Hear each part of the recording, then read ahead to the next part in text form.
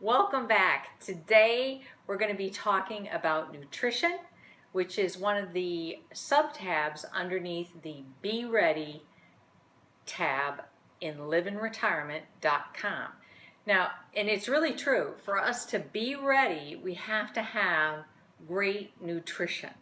And for somebody who did it wrong for my entire life, other than the past 5+ years, I really want to share with you what I'm doing. I've done every fad diet, etc. They work for a while. This one has worked. I've kept off the weight. I want to show you something.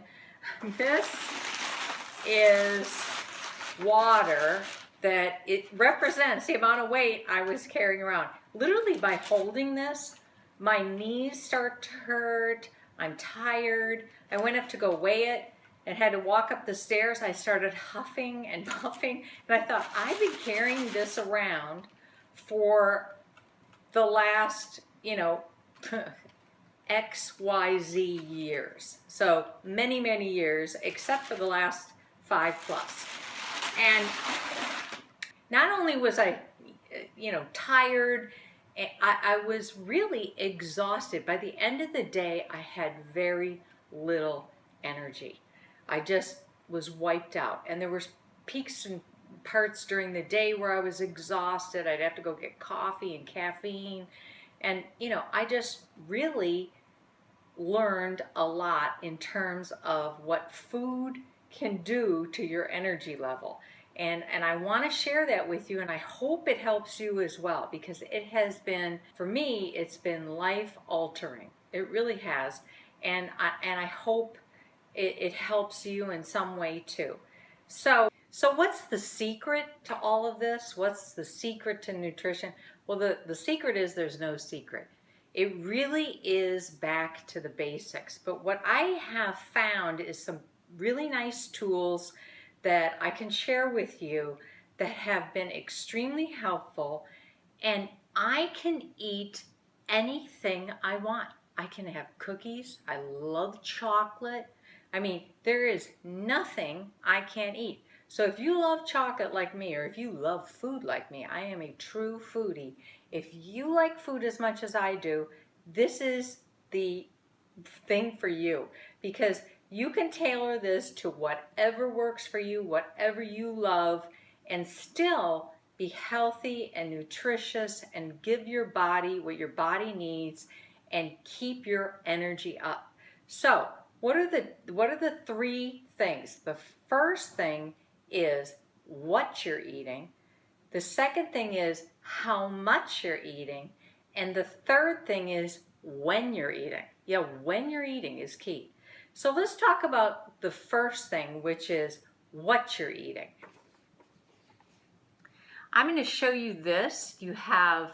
This is called My Plate, choosemyplate.gov, and it's on the internet, and you can look at it. They've got some great materials, but the most important thing, it shows you what your plate should look like. This half should be filled with fruit and vegetables, and this should be filled with grains. You can call it carbs, you can call it starches. Everybody has a different name for it, but that's right over here in this segment. And then this segment should be your protein. If you remember nothing else, that's really key, okay? Okay, so what is a grain? Grains are important for you. It's important in having the proper amount of energy. So what are grains? I'm talking bread, I'm talking rice, I'm talking potatoes, I'm talking all those things that are in the grain family, okay? Yes, you can eat those. Yes, you need to eat those. You just can't eat a lot of them, okay? And we'll be talking about portions in a minute. But let's just talk more about the food itself. The other thing you have to do is make sure that you are getting food that is as close to its natural state as you can. For example, a banana. That is as close as you can get. Peel it, eat it, done. Okay? Versus going to the store, getting it frozen. And if you look at the back, now some of them will have no preservatives or anything like that, but that same banana frozen will have all kinds of crap in it, okay? Because they had to keep it with color, they had to keep it with, they have dyes in it, they have preservatives in it, and so on and so forth. So try to keep all of your food as close to its natural state as possible. That's a really key thing. Now, does that mean you have to eat everything plain, like chicken is plain, or, all these? No, absolutely not. What it means is you don't want to go out and buy frozen dinners and put it on the table, because that is full of salt, it's full of preservatives, etc. But I've got some great light recipes on the website underneath the Be Ready tab that are just absolutely delicious, with cream sauces and lasagna and pasta bowls and all kinds of great things that you can eat that are absolutely delicious, but also as close to its natural state. So we're using real ingredients to make that cream sauce. We're not throwing in any chemicals. We don't add chemicals at home. So yeah, it requires a little bit more work, but not much. Most of those recipes that you'll see on the website are under a half hour-ish, okay? And if it's your first time you've done it, it always takes a little bit more, but once you do it once or twice, it'll take less time.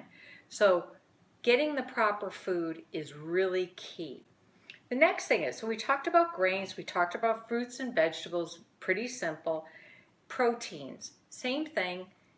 Proteins isn't just meat. It isn't just chicken. It isn't just pork. It isn't all those things. It is and includes things like cheese, beans. Some people are vegetarians, so the protein is beans. So if you have some beans, it's going to be counted as a protein. Now, you remember I talked about how I can eat cookies, candy, whatever I want if I substitute, and I can substitute twice a day for a grain. So you have 3 meals a day, and you can substitute one grain for a cookie. You can substitute it for a piece of chocolate, whatever works for you. Okay, so this is something that is really key. Now, there is one constraint. Boy, everybody's going, wow, this is fantastic. I can eat a cookie. I'm going to get a big plate. No, okay. So this is the reality as well. So now you still have to know your calories and understand your calorie intake. Okay. So WebMD.com has a great chart that gives you a real basic look at the amount of calories you can eat per day. It looks at your age and so on and so forth, and tells you how much you can eat. So, for example, and you're going to have to modify it based on what you experience with it. But for myself, if I eat about 1,800 calories a day, I'm going to maintain my weight, because I have a moderate to high activity level, and that is a big factor in this chart. And so I can 1,800 to 2,000 depending upon how active I am. So let's just say it's 1,800. I can have 3 meals a day for about 500 calories per. That's key, is that it's evened out. So each meal about 500 calories, and 2 snacks worth about 150 calories. So remember, it's not Katie bar the door, whatever I can stuff on this plate. You still have to look at how many calories approximately I can have for my meals, okay? And it is so easy to do this now. Like many of the recipes I have on the website, it'll tell you exactly what the portion size is and how many calories it is. And you can go online and find out quickly on your phone how many calories everything is. It's very, very simple to do. It just takes a little bit extra time initially, and pretty soon you kind of All of us eat kind of the same things. It'll get easy for you, I promise. So for me, I eat about 400 to 500 calories per meal, and then I have that 150, 2 snacks. That gives me my 1800. Now, if I want to lose weight, I have to cut that down, and even WebMD will say if you want to lose weight, the maximum you should cut down your calories is 500 calories. Now, before you do anything, you need to check with your doctor to make sure that any of these things work for you and what would be best for you in your particular situation. But according to WebMD, maximum amount is the 500 calories that you should go down to try to lose weight. So occasionally I kind of, I'll have a slip up and I'll have to come down a couple hundred, and I'll manage that through my meals. But the number one thing you want to do is you don't want to load up. And this is something I did wrong for years, is I wouldn't eat much in the morning. I'd have a light lunch, and then I'd have a huge meal at the end of the day, and I'd have several snacks at night. Okay, so I was loading everything up at the end of the day, and you can understand why I was getting so tired and exhausted. I just didn't have the fuel to keep going. So we talked about the how much, and we've talked about what you should have on your plate. Now the big thing we were just getting into is when you should eat. Okay, the most important thing is when you wake up in the morning, you have to eat within the first hour. You have to have your breakfast, that 400 calorie or 500 calorie, whatever it is for you, breakfast. Okay, why do I have to eat it within an hour? The key reason you need to eat it within an hour is if you don't, because you have been literally, they call it break the fast, breakfast, because you've been fasting for at least 8 hours, okay? And so if you don't, and you start get up and moving around, your body will start eating your muscle. It doesn't go to your fat first. It goes to the muscle because the muscle breaks down easier. So they're going to go for the first thing, which is muscle. And the last thing any of us need is for anything in our body to attack the muscle, because as you know, at age 50 and above, the natural body cannot replace. It's actually 40 and above, but for our purposes, for 50 and above, it accelerates in terms of we are losing more muscle mass just because of our age and versus replacing it. So when you're younger, your muscle mass gets naturally replaced. When you're older, you are losing it so fast, and if you're not doing some kind of resistance to keep it up, you're losing major muscle mass. Muscle mass is so important in terms of your ability to do things so that you aren't a frail, weak, I can't do this, I can't do that. It's really important that you keep those muscles up. Also, muscles burn calories way faster than fat. Fat doesn't burn calories at all. You need those muscles for it to burn the calories. So for God's sakes, we don't want it to start eating our muscles. We have to work too hard to get those muscles and keep those muscles. So eat within that first hour. The next thing in terms of timing is never go more than 4 hours without eating. Why is that? Because your body will have eaten. So let's say you eat at 8 o'clock in the morning. By noon, you are out of that fuel, and it's evenly been going out because you've had good food in there, and it's evenly using this food and energy to do what you're doing in the morning. If you don't eat anything, all of a sudden, again, it's going to drop off, and it's going to start eating your muscles because there's nothing else. It's not going for your fat. It's going to eat your muscle. So there it goes. It starts eating at that muscle if you don't feed it. So 4 hours. Now, what happens for me? What happened when I would load it up? I'd have these little teeny meals during the day, and then I had this huge, big supper. And I was tired after the supper. I mean, I knew it was happening, but I didn't know why it was happening. So this is why it's happening. All of a sudden, you've loaded yourself up with all that food. Now you have too much food. You have too much fuel. So now that leftover fuel is going straight to fat. So when you feel full, just know that it is going to fat. When your stomach starts growling and so forth, know that your body's eating your muscle. So you want to keep it just satisfied. Just satisfied. You don't want to be full. You don't want to be, overly full. You want to be satisfied.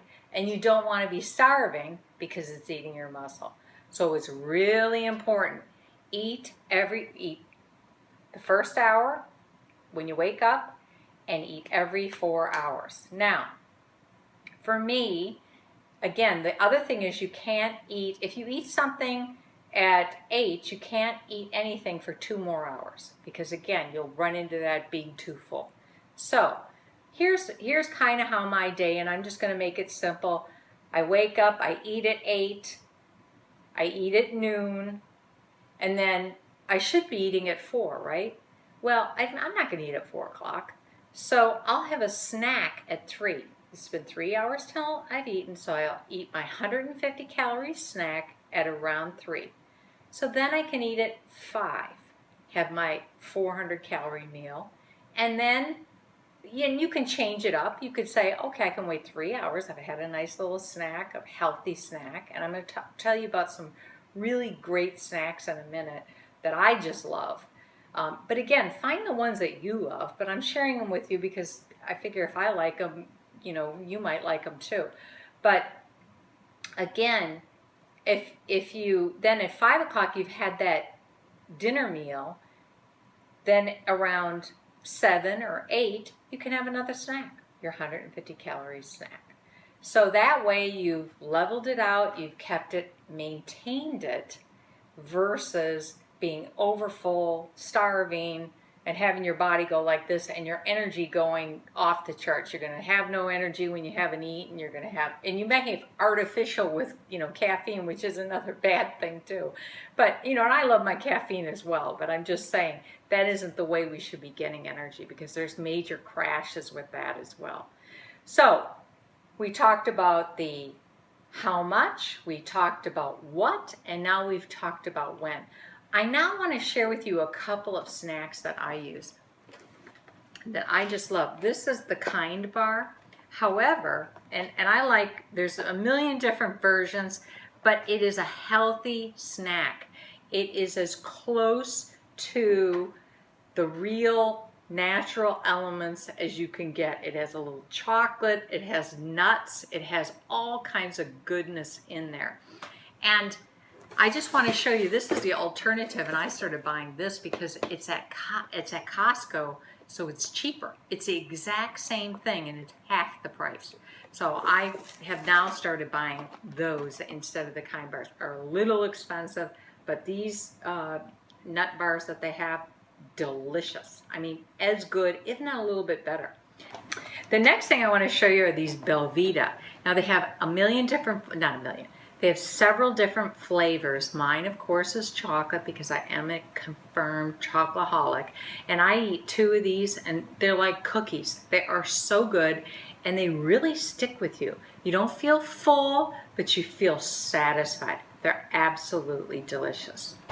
Here's another one of my other favorites. Again, you'll notice it's chocolate, but if you like ice cream, oh my gosh, these are just spectacular. 80 calories. They're huge. I'm going to show you one of them. They're really big, and they come in every flavor. They come in, look at how big that is. This is so good. It is just scrumptious. And they come in flavors like peppermint, they come in strawberry, they come in vanilla, they come in there's at least 15 or 20 flavors, so there's one for you. And so that's this for the snacks. Okay, so I know it's a lot, but it's a great introduction. If you have questions or anything like that, put it on the Let's Talks page, and we'll get even more dialogue going on it. The other thing I want to point out is, just like with anything, set up a goal for yourself and give yourself some flexibility.